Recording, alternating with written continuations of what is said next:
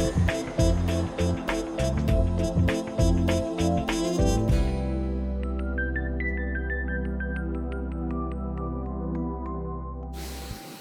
I'm Christina Ennis. And I'm Matt Kara. We're students at New Egypt High School, and this is Warrior Recap. If you follow our YouTube channel or catch our programs on the district Facebook page, you know that there's always a lot going on at the school. Our TV production students cover it all, but in case you missed some of our new shows, we wanted to let you know about a few things that happened this past month. Well, let's get started with one of the many talented students here at New Egypt, Timmy Chung. Timmy painted a mural that was recently hung up in the Hundreds hallway.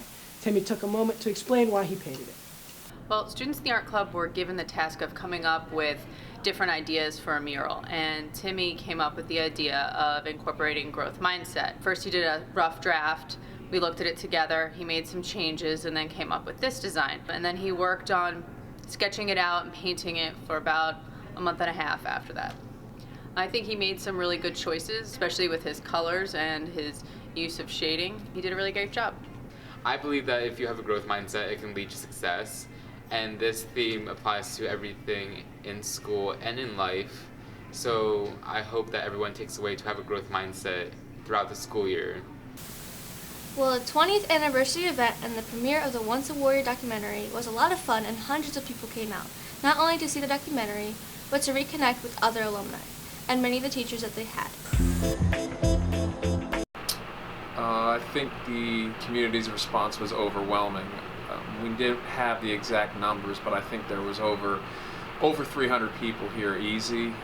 I think it's a testament to, first of all, bringing people together, how we advertised it, people understanding that it was an important event, and that Alex's documentary was going to be good, and also, celebrating an anniversary is always a big event, and I think it shows just how much people love this school and love this community and love this district. So I was very pleased with the turnout, very pleased with seeing everybody here, and it was certainly a great event. Learning can also be fun and engaging as students took part in Mr. Hughes' Socratic seminar discussion. Here's a look at that class. Hello, I'm Mr. Hughes. We just filmed a Socratic seminar in my class based on the American Dream. Students read The Great Gatsby and by F. Scott Fitzgerald and Barbara Ehrenreich's Nickel and Dime, and we talked about the American Dream, whether or not it was still attainable for this generation, and whether or not it's attainable for all Americans or just the select few. It was a really spirited discussion, and I think this junior honors class did a really good job of communicating their opinions and ideas. To me, the American dream is making as much money as possible to support your needs or wants. They're different because in The Great Gatsby, everyone already has money and no one is in the lower class, but in Nickel and Dime, we see someone that is struggling financially and takes on many jobs to support her lower class life. I was going to say, I feel like the main difference for me when it comes to comparing the American dreams that were in these things were Nickel and Dime was showing a lot more like of how hard it was to obtain, how like you couldn't make a stable life off of, being single and just working hard, whereas in The Great Gatsby it showed them working hard getting to where they were, but then showing that it wasn't all that, it was claimed to be. I feel like in Gatsby it kind of shows like the real American dream, like honestly having a lot of money and being able to buy these things. But I feel like in Nickel and Dime it kind of shows for most people what the like American reality is, and how it may not look all glamorous, but most people do have to live like this, like do have to live paycheck to paycheck just to get by. Alright, I'd like to bring up a question. Which story out of the two do you think did a better job of expressing the American dream throughout the entire book? Actually, I would like to say I think the Nickel and Dime did a lot better job of explaining the reality of it, where she explains how she's perfectly in health, she has a car, she has all these benefits that most people of the lower class don't have, and yet she can't even live off the lower class's wage, which shows how the lower class can't really achieve the American dream in any respect because they can't work to it. But I think Gatsby kind of, even though it looks like everything's good, there's a quote in Gatsby, it says, "He stretched out his arms towards the water, I distinguished nothing except a single green light, minute and far away. When I looked once more for Gatsby, he had vanished. That was pretty much, Nick noticed Gatsby standing at the water with his arms extended at night, looking at light across the water. That light, I think, kind of was meant to, like, represent what he wanted, his dreams, like Daisy and money and a good future, but he couldn't actually reach the light. It was on the other side of the water, and that kind of represented how the American dream, even though it looks good for him, he still can't achieve what he truly wants.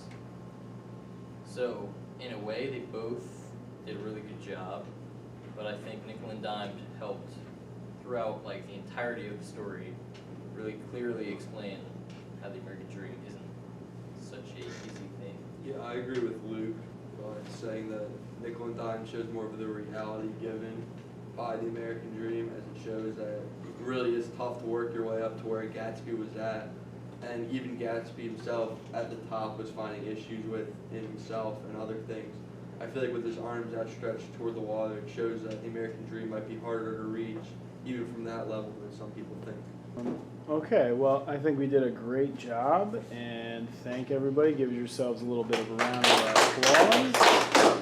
And there we go. So good work, and hopefully this will give some good footage to what we're getting after. So. Two of our teachers, Mr. Fatima and Mr. Fowler, went one-on-one in a hot wings challenge. They ate some spicy wings and answered some tough questions. Here's a look at the show. We're moving on to Sriracha. Pretty much everywhere, any store. Fairly simple, fairly mild, nothing too crazy. So while you guys are chewing those, letting them settle, letting them in, letting them digest, what is your opinion on pineapple on pizza? I wasn't a fan, but the more I've experienced it, I've been like, yeah, this is pretty good, actually. I'm not gonna lie. So punish me for it, whatever you want to do. But I was a fan. I think it's your American right. You should put pineapple on pizza. Put in the amendments. Is a hot dog a sandwich? No. Hot dog's a hot dog. Hot dog. It's a sandwich. It's a sandwich. Yeah, it's got bread, opens, meat, condiments. I think lower your standards. Lower your standards, Fed. True. Let's put it in its own category, I guess. If you could have dinner with one celebrity, who would it be at? And what restaurant? I'm gonna throw that in there. What restaurant would it be at? I would probably have to choose. I said this the other day in class. You got yours, Fowler? I forget. I'd pick Elon Musk because I just want to pick his brain. To the point where somebody's so successful that they think that we're living in like a video game. Seems pretty interesting. So I'd want to go out to dinner with him. It really doesn't matter where, but it'd be cool. I didn't think. Carson once. Easy. I would go to Geno's. Actually, no. I'm not as much of a Geno's fan. Sonny's is the best cheesesteak in Philadelphia. Jim's. I like Sonny's. I went to Sonny's. Tony Luke's. Sonny's was clutch. Sonny's. The full show is available on our NEHS TV YouTube channel and the district's Facebook page. We're waiting to see which teachers are ready to take the challenge next. There's so much more going on, but that's all the time we have for this month. Tune in for the next edition of Warrior Recap after the winter break.